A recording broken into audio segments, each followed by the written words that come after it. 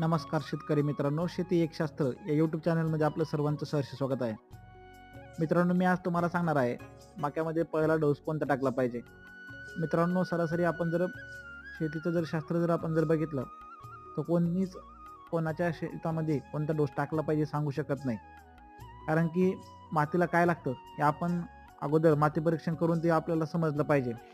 त्यासाठी मित्रांनो, नमस्कार मित्रांनो, शेतकरी एक शास्त्र या यूट्यूब चॅनलमध्ये आपलं सर्वांचं सहर्ष स्वागत आहे.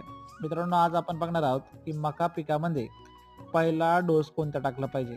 मित्रांनो, प्रत्येक शेतकरी पेरण्याच्या वेळेस एखादा डोस टाकतो. त्यामध्ये प्रामुख्याने आपण खरं तर DAPचा वापर करायला पाहिजे.